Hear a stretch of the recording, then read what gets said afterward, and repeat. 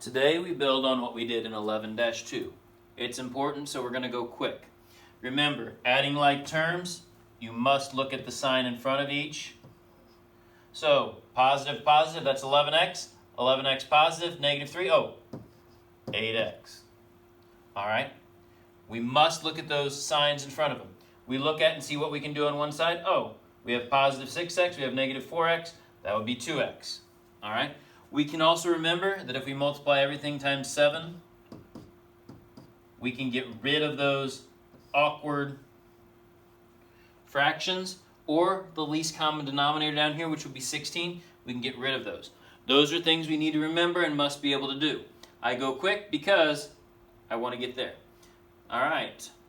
Today we learned to solve equations with variables on both sides of the equation. This seems hard, but really it's not. As long as you remember, whatever I do to one side of the equation, I have to do to the other side of the equation, you'll be fine. All right?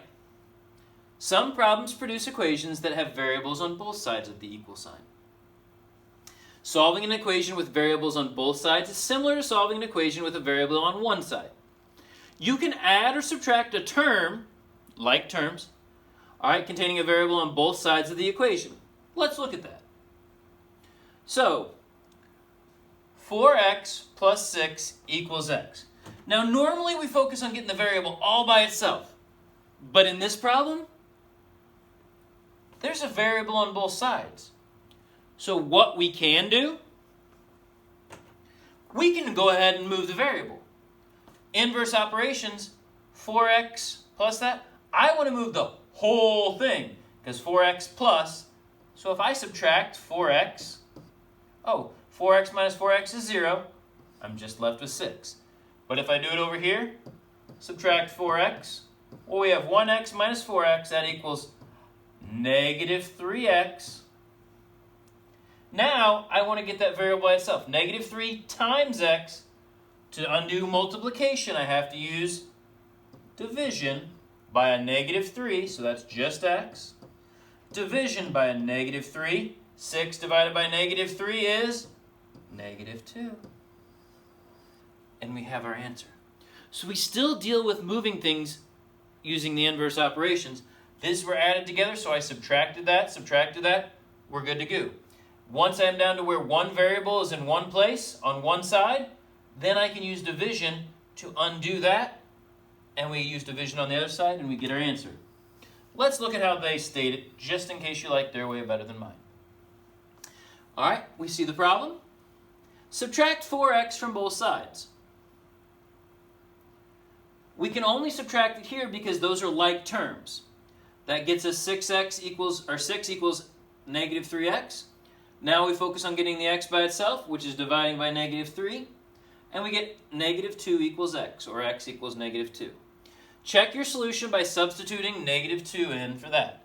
Negative 2 times 4 plus 6 equals negative 2. That would be negative 8 plus 6 would be negative 2. It does check out.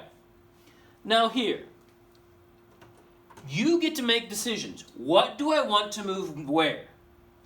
I like to look at them. I see these two are like terms, but they're on opposite sides of that equation, right? So if I move this 5 over to here by say, that's addition, so I subtract 5b, I subtract 5b, I get a positive 4b. I like to keep my numbers with my variables positive if I can. It doesn't have to be.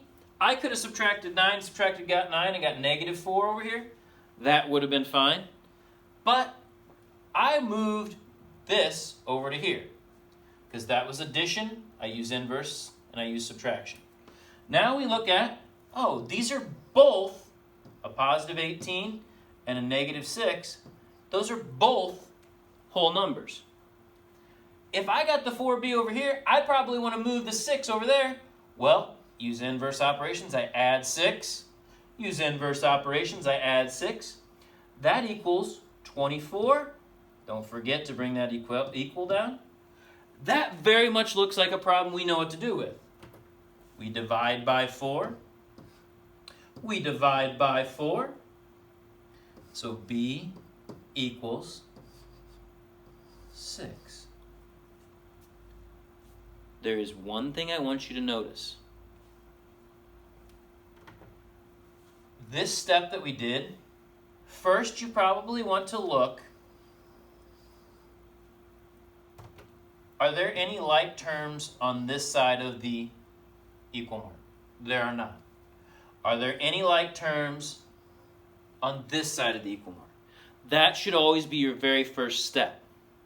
If there's no like terms on the sides, then you decide, oh, I want to move this over here by subtracting the 5b. Subtracting the 5b. I want to move this over here by adding 6. Then when we have just multiplication left, we do our division and we solve our problem. Okay? Let's go ahead and look at their attack to the problem.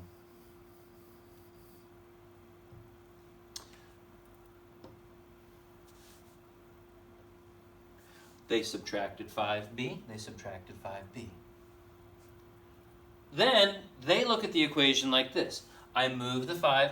Oh, now you probably recognize the problem like that. They're going to add 6 to both sides, so they get that b by itself, or get closer to it. Then you get 4b equals 24. So I probably skipped a step. I am sorry I did that to you. I like that they showed the step by step. Then they're going to use their division, divide 4, and b equals 6. So we look here. Looking on this side. No common terms or like terms on this side. No like terms on this side. So what we're looking at is, minus w, 9w, minus 9w. Uh-oh. What happens if we zero it out and there's no w's left? Well, I will let them take their very mathematical approach to it so I don't screw it up. They see that we subtract 9w and 9w. Oh. When we do this, that's gone because 0w, 3 does not equal 7. So there's one thing that we can know. If you can get rid of the variable completely and the numbers do not equal, there's no solution. None. If the variables in an equation are eliminated and the resulting statement is false, so like 3 was not equal to 7, the equation has no solution. So we look here. I have a variable all by itself, and I have a variable and a number. We've been usually moving the number, but that would take 2 steps, because I'd move the 8 over here and I'd move the x over here. I would suggest doing it in 1. This is added to that, so inverse operations, if I'm adding that, I would do subtraction. So 8 equals 1 minus 4, or 1 minus 5 is negative 4x. Then I want to get the x all by itself, divide by negative 4. So I get 1x. Divide by negative 4, I get a negative 2. Okay?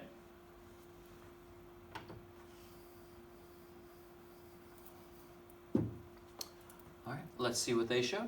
They're going to subtract the 5x, they're going to use the division, and they're going to get negative 2. Like terms, are there any on this side? No. Like terms, are there any on this side? No. So, I like to keep things positive if I can for that variable. I like to subtract 2b, because I see those are like terms, so I know I can, if I move from one side to the other. So that would be gone, or that would be 1b minus 2 equals 12. It's probably what I should have done the very first time. I'm sorry for the confusion. Then, in this next step, I want to get this b by itself. Minus 2, oh, if I add 2, those are gone. If I add 2, b will then equal 14. Since it's 1b, it's what I want. And I have my answer already. Okay? I like to move the variable first and get them all together. Then you can worry about the terms without a variable. Okay? All right, let's go ahead and show you what they do. They're going to subtract 2b. Then they bring down the negative 2 and the 12 they did nothing with. Then they're going to add 2 so that b becomes all by itself. Then, since there's no number with the variable, we have our answer of b equals 14. Here, no like terms, no like terms. They're making it easy on us the first day on purpose. All right, I subtract 3w. I subtract 3w. That's 0, so I just have 1. I just have 8. 1 does not equal 8. Is there a solution then? No, because no matter what number I put in here, it's going to be the same thing added to 1 and the same thing added to 8. They'll never equal, so we get no solution. We subtract. Oh, they're both gone. 1 does not equal 8, so there's no solution. To solve multi-step equations with variables on both sides, first, hey, I said that a while ago, combine like terms and clear fractions. Those things we practiced before.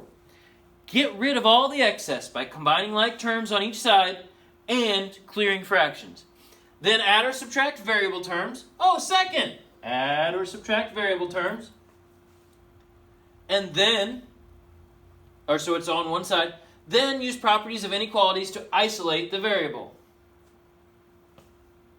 All right. So let's look here. Are there any like terms on this side? I see 10z and negative 4z. 10 minus, 6z. I didn't do anything with this, minus 15. Are there any like terms over here? I see a positive 8, a negative 15. 8, so that would be negative 2z minus 7, because 8 minus 15 is negative 7. Wow, now I've got all that done. I'm ready to move things. I see that these two go together. I have a negative 2, so to get that negative 2 gone, I add 2z. If I do it on one side, I have to add 2z on the other side. 8z minus 15 equals negative 7. Then, I'm going to, I forgot one important thing. Forgot to write the z. Negative 15, so I want to add 15. I want to add 15. So 8z, negative 7 plus 15 is 8. Now, variable on one side, on the other, divide by 8, divide by 8, z equals 1. Combined like terms on each side. Then we moved the variables together using inverse operations.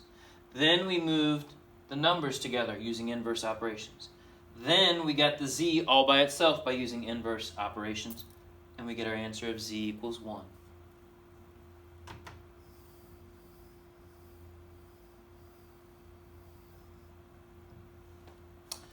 All right. They do the same thing that I did, combining like terms. Added a 2z.